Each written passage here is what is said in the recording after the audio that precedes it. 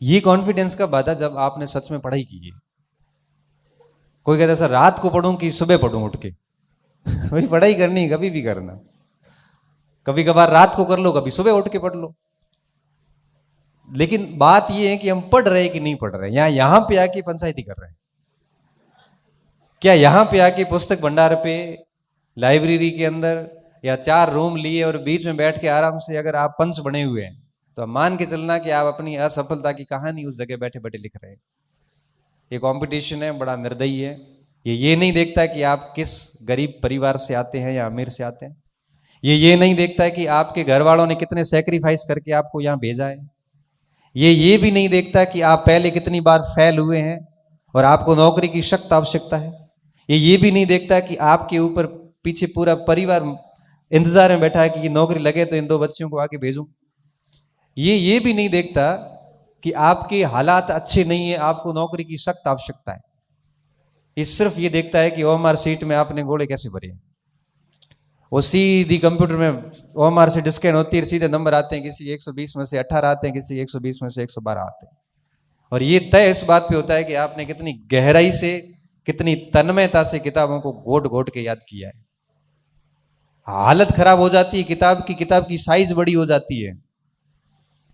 120 page की किताब, 120 page का रजिस्टर ऐसे लगता है जैसे 500 पेज की किताब हो।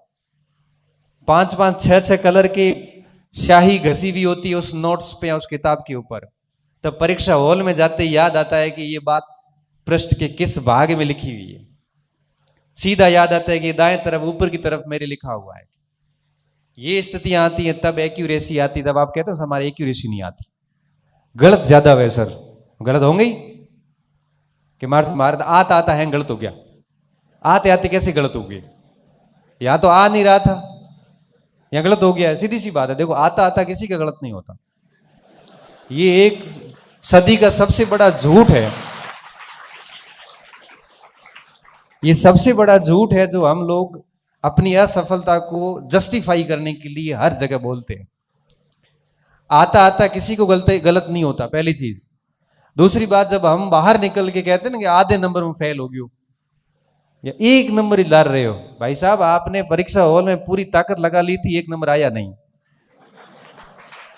आप 1 नंबर से नहीं हुए हैं।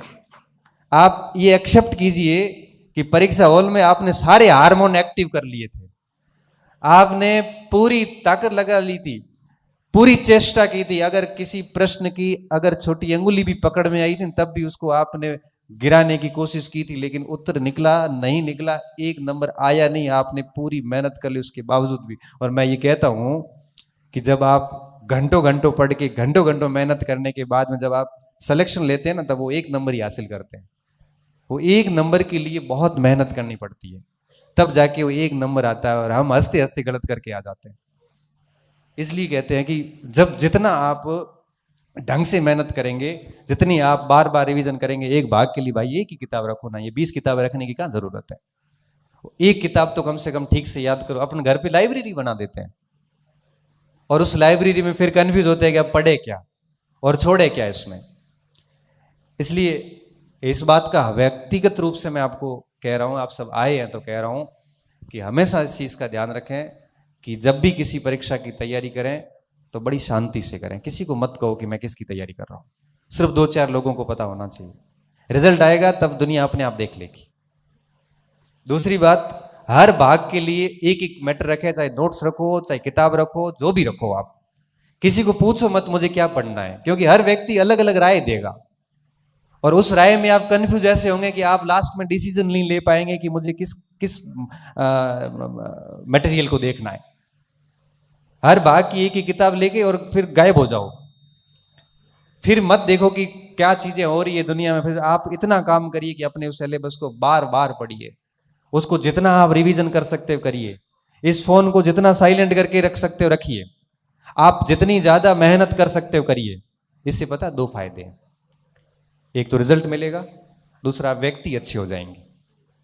व्यक्ति अच्छा होने का क्या मतलब है, जब आप अपने आप को इतना पढ़ाई में डाल देंगे ना, तो ना तो आपको गलत आदतें पड़ेगी, ना आपको गलत चीजें याद आएगी, ना आप अपने आप को गलत लोगों के साथ डालोगे, ना आप अपने आप को इन चीजों में संलग्न करोगे जो आपका समय खराब करते हैं। इसलिए कहते हैं कि पढ़ाई दो चीजें देती है, केवल नौकरी नहीं देती बल्कि एक अच्छा व्यक्ति बनाती है आपको।